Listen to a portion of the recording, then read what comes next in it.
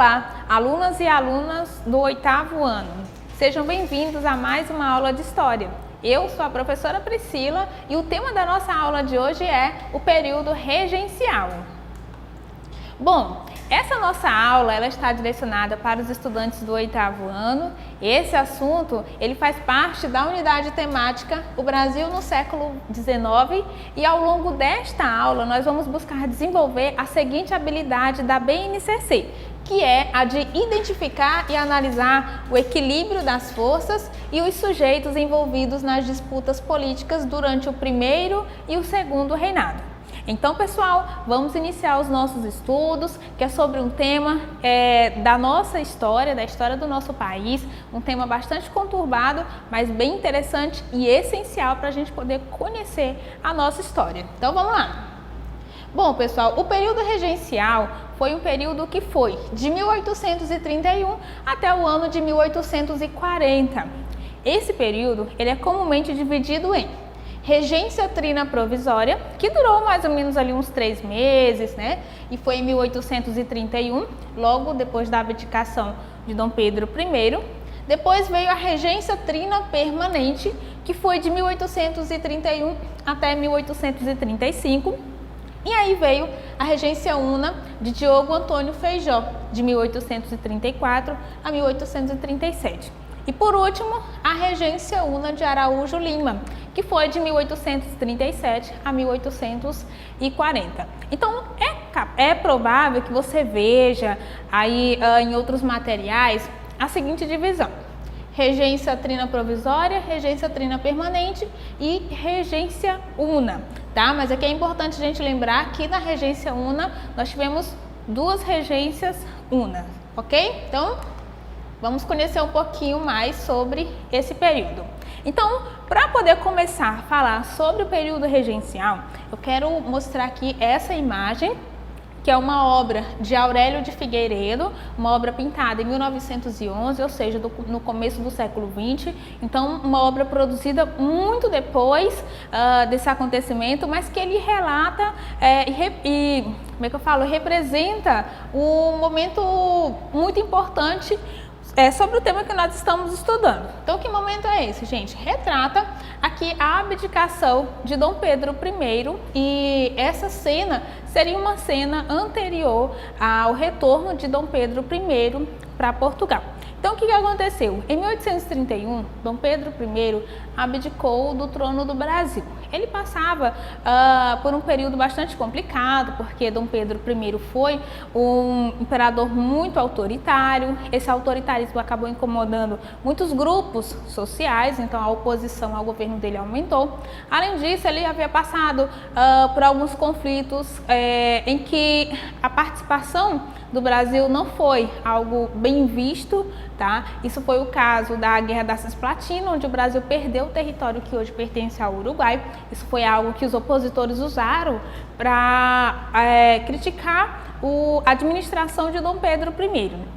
Além disso, pessoal, havia a crise sucessória, onde quem deveria assumir o trono de Portugal era a filha de Dom Pedro I, a Maria da Glória, e aí o irmão de Dom Pedro I tentou assumir o trono e Dom Pedro volta para Portugal para poder garantir o trono para sua filha. E assim, essa imagem retrata esse momento. Note que aqui no centro dessa imagem tem Dom Pedro I, mesmo sendo uma cena que retrata o período posterior à abdicação, Dom Pedro é representado de forma altiva, né, com ar de superioridade. E aqui ele está acompanhado de outros membros da elite, certo? Sentada, né, aqui próximo de Dom Pedro I, em uma cadeira, tem a Dona Amélia, esposa de Dom Pedro, naquela época, e sentado no colo dela está Pedro de Alcântara, o filho de Dom Pedro I, que era quem deveria ter assumido o trono logo depois que o pai abdicou. Mas havia uma questão, pessoal. Quando Dom Pedro I abdicou do trono, Pedro de Alcântara só tinha apenas 5 anos de idade, então ele não poderia assumir o trono. A lei dizia que se o herdeiro do trono não pudesse assumir devido à menoridade, um parente próximo que tivesse acima de 25 anos deveria assumir o lugar. Ou então o governo deveria ser ocupado por 3 representantes que queriam compor uma regência trina, certo? Então, assim, como Pedro de Alcântara não tinha a idade, foi feita ali uma eleição para a escolha desses representantes, desses 3 representantes para ocupar o governo do Brasil naquele momento, ok? Só, pessoal, que naquele período não estavam presentes todos os deputados. Então, por conta disso, os representantes escolhidos nesse momento foram representantes que iriam ocupar o cargo de forma provisória até que todos os deputados estivessem presentes e uma nova eleição pudesse ser realizada. Então, foi aqui que começou a primeira fase do período regencial no Brasil, que foi denominado de regência trina provisória. E foi um período que durou mais ou menos uns 3 meses.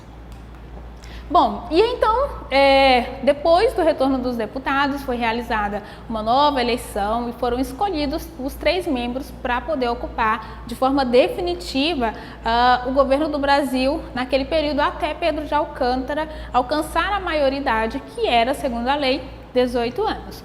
Então, os representantes escolhidos foram Francisco de Lima e Silva, Braulio Muniz e Costa e Silva. Esses foram os 3 representantes da regência trina permanente, que durou de 1831 até o ano de 1835. Durante essa fase, pessoal, foi nomeado para ministro da Justiça, certo? O padre Antônio Diogo Feijó. Ok? E o padre Antônio Diogo Feijó, ele determinou a criação de um órgão muito importante, que foi a Guarda Nacional. E o que era essa Guarda Nacional, pessoal? Era uma milícia comandada por brasileiros ricos, em geral, proprietários rurais, e formada principalmente por empregados das suas fazendas. O objetivo da Guarda Nacional era reprimir os vários movimentos que pudessem eclodir no território brasileiro. Ou seja, a Guarda Nacional era uma milícia formada pelas elites, pessoas ricas, certo? E esse órgão estaria encarregado de evitar manifestações das classes mais populares. Bom, e é muito importante, pessoal, para a gente poder compreender esse período da regência aqui no Brasil, a gente conhecer um pouquinho sobre as questões políticas daquela época. Esse cenário, esse contexto inicial, logo depois ali da abdicação de Dom Pedro I, ele esteve marcado pela disputa entre 3 grupos políticos, tá? Basicamente, os deputados tinham ali 3 formas de pensamento, formavam ali grupos em comum. Então, assim, a gente tinha basicamente 3 grupos, que eram os restauradores, também chamados de caramurus, os liberais moderados, também chamados de chimangos, tinham também os liberais exaltados, também chamados de farroupilhas. Ok? Então vamos conhecer um pouquinho o que cada grupo defendia, quem eram os representantes, quais grupos sociais faziam parte de cada um desses grupos políticos naquela época. Então vamos começar, pessoal, com os restauradores, que também eram chamados de caramurus. E eles tinham esse nome de caramurus porque muitas vezes eles publicavam algumas de suas ideias em um jornal chamado Caramuru. Aliás, um jornal chamado O Caramuru. Então, assim, os grupos sociais que compunham os restauradores eram comerciantes portugueses, ou seja, eram pessoas ligadas ali a Portugal, tá? E geralmente eram pessoas que estavam ali, sempre estiveram ao lado de Dom Pedro I desde o processo de independência. O que esse grupo defendia, pessoal? Eles defendiam o retorno de Dom Pedro I ao governo do Brasil, certo? Então eles queriam restaurar o governo de Dom Pedro I. Entre os líderes dos restauradores estava José Bonifácio de Andrada, o mesmo que havia auxiliado Dom Pedro I no processo de independência. Vamos lá agora conhecer um pouquinho sobre os liberais moderados, também chamados de chimangos. Bom, pessoal, os liberais moderados eram formados principalmente por classes da aristocracia rural, ou seja, por latifundiários, fazendeiros. Esse grupo aqui, pessoal, eles defendiam, tá, a manutenção da escravidão, e eles também defendiam a permanência de uma monarquia, mas sobretudo, pessoal, eles queriam um governo centralizado com sede no Rio de Janeiro, tá? Então, o que era esse governo centralizado? Era um governo em que uma pessoa concentrava os poderes ou então um grupo. Isso é que é centralização de poder, ok? E entre os líderes dos liberais moderados estava o padre Diogo Feijó e o jornalista Evaristo da Veiga, ok? E o outro grupo eram os liberais exaltados, também chamados de farroupilhas. Esse pessoal aqui, eles eram formados principalmente por comerciantes, representantes das classes médias urbanas, que poderiam ser funcionários públicos, artesãos, profissionais liberais, tá? E além disso, havia adeptos que faziam parte do exército. O que os liberais moderados defendiam, gente? Eles queriam a liberdade de imprensa e queriam principalmente a descentralização do poder imperial com autonomia das províncias. Então, o que significa isso, gente? Olha só, enquanto os liberais moderados queriam um governo, um poder centralizado, um poder concentrado nas mãos de uma pessoa ou então de um pequeno grupo, os liberais exaltados vão querer o contrário. Eles querem um poder descentralizado e com autonomia das províncias. O que eram as províncias, gente? As províncias, elas correspondiam aos atuais estados que atualmente. Por exemplo, naquele período a gente não falava do estado do Maranhão, o estado de São Paulo, o estado do Rio Grande do Sul, o estado do Piauí, o estado da Bahia. Mas esses estados, eles eram chamados de províncias, então eram províncias do Maranhão, província do Piauí, província da Bahia, ok? Então, esse grupo aqui defendia que cada província deveria ter autonomia política para tomar algumas decisões. Isso é que é descentralização, ou seja, o poder ele sai unicamente das mãos de uma pessoa ou de um grupo e ele passa a ser dividido entre as províncias, ok? Então, era essa a ideia principal dos liberais exaltados. E entre os líderes dos liberais exaltados estava o major Miguel Frias e o jornalista Cipriano Barata.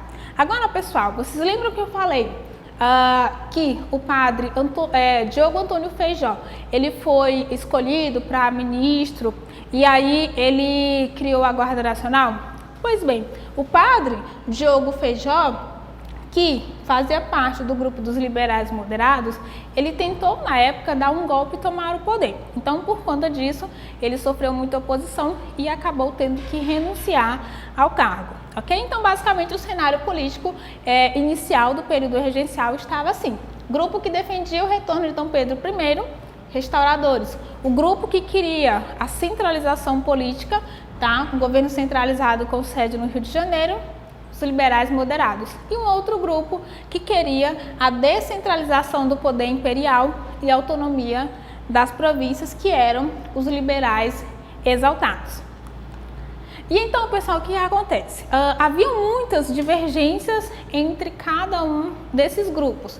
E em 1834 foi criado um ato adicional, que foi uma espécie de emenda à Constituição para poder atender ali, pelo menos em parte, aos interesses de cada um daqueles grupos.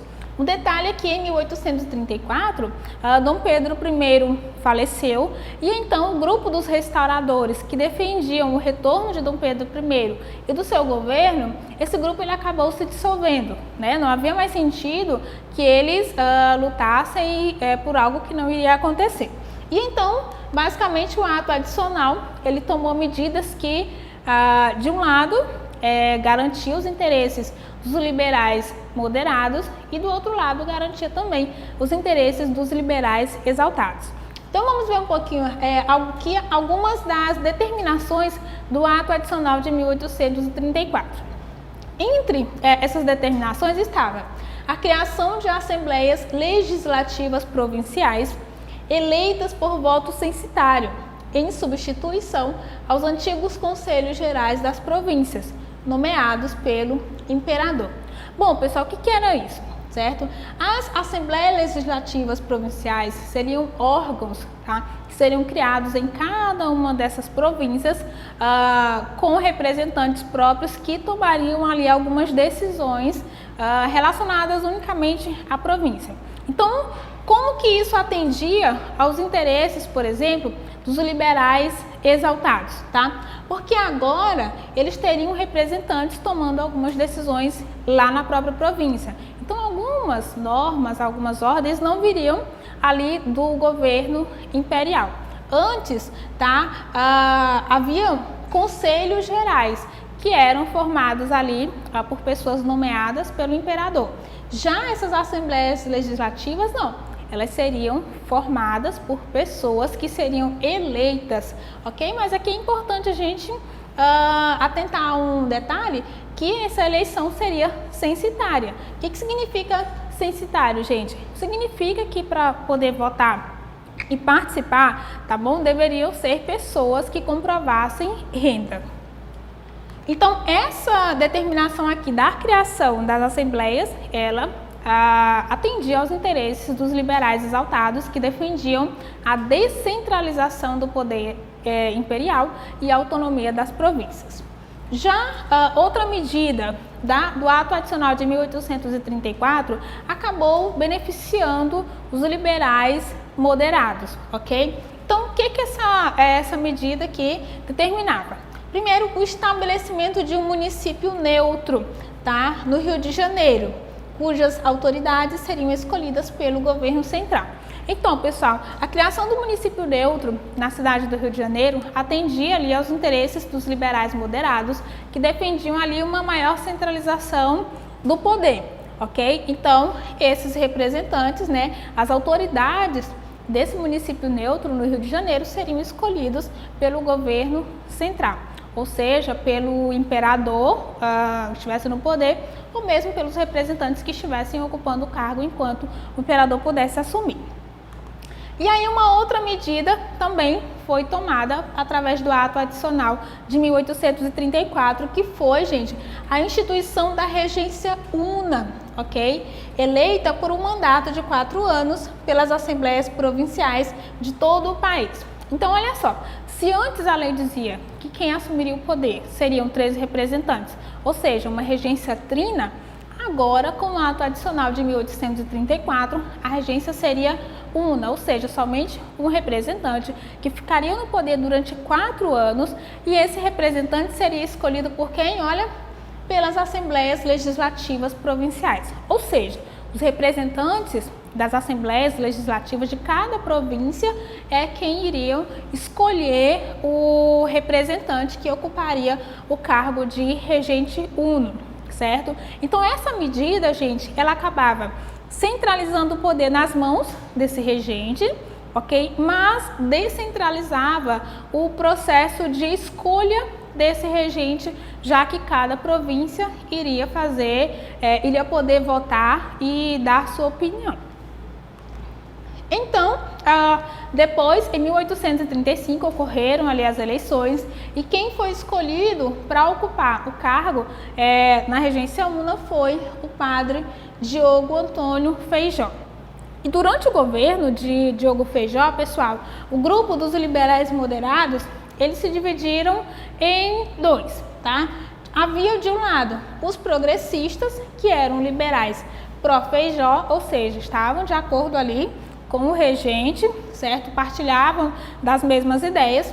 E os progressistas, gente, eles eram favoráveis à manutenção das assembleias provinciais. Ou seja, esse grupo aqui, eles defendiam ali a descentralização, ok? Já o grupo dos regressistas eram mais conservadores. Esse pessoal aqui, eles defendiam a centralização do poder imperial, ok? Então, basicamente, a gente ia ter de um lado o grupo que queria um poder mais descentralizado, os progressistas, e um grupo que queria um poder imperial mais centralizado, que eram os regressistas. Mas aí, pessoal, acontece que a regência una de Feijó foi bastante conturbada, porque eclodiram no território brasileiro, naquela época, várias rebeliões. São as chamadas revoltas regenciais. E Diogo Feijó, não conseguiu conter essas revoltas e diante disso cresceu a oposição à sua administração e ele acabou tendo que renunciar ao cargo. E quando ele renuncia, tá, em 1837, quem assumiu o poder foi Araújo Lima, que foi o segundo regente. Araújo Lima assumiu o poder em 1837 e em 1838 tiveram eleições e ele foi legalmente escolhido para ocupar o cargo. Durante o governo de Araújo Lima foram realizadas importantes construções, como por exemplo o Colégio Pedro II, que ainda existe, um colégio ali incumbido principalmente de educar a elite brasileira. Também foi criado o Arquivo Público Nacional, certo? E foi criado o Instituto Histórico Geográfico Brasileiro, o IHGB, certo? E em 1840, pessoal, foi criado também a chamada Lei Interpretativa do Ato Adicional. O que era essa Lei Interpretativa do Ato Adicional? Bom, pessoal, era uma lei que tirava ali a autonomia das províncias e favorecia a centralização do poder novamente. Por quê? Araújo Lima atribuía as várias manifestações ao longo do período devido à política de descentralização, tá? E a política de autonomia de cada província. Então, por conta disso, ele vai criar essa lei interpretativa do ato adicional, que é algo que vai resultar em muitas disputas de poder em vários lugares do Brasil. E então, ao longo do governo de Araújo Lima foi marcado por essa contradição entre progressistas e regressistas e havia muitas críticas. E então o grupo dos progressistas, que eram aqueles que defendiam o poder descentralizado, eles haviam perdido espaço no governo de Araújo Lima, então eles resolveram, pessoal, formar um clube da maioridade. Tá? O que esse clube da maioridade estava ali fazendo? Qual era o interesse desse clube? Tá? O interesse, pessoal, dos membros desse clube era principalmente lutar para que o imperador assumisse o trono do Brasil, porque, segundo eles, a presença de Pedro de Alcântara, né, de Dom Pedro II, seria essencial para poder acalmar os ânimos e trazer ali a paz para a província e, além disso, afastar o fantasma da fragmentação territorial. Por quê? Haviam muitas revoltas que eram separatistas, ou seja, os líderes daquele local, eles queriam se dividir, né, se separar do Brasil. Então, esse pessoal, eles vão dizer que somente a presença do imperador vai poder acalmar os ânimos. E foi aí que, em 1840, foi aprovada uma lei que antecipava a maioridade de Pedro de Alcântara. E assim ele pôde assumir o trono com 14 anos de idade. E depois que ele assumiu esse trono, ele passou a ser chamado de Dom Pedro II. E aqui, pessoal, que acaba o período da regência aqui no Brasil e tem início a fase do segundo reinado. Bom, então era isso que eu tinha para passar para vocês. Eu espero que você tenha compreendido o assunto e eu te aguardo na próxima aula. Muito obrigada pela sua atenção.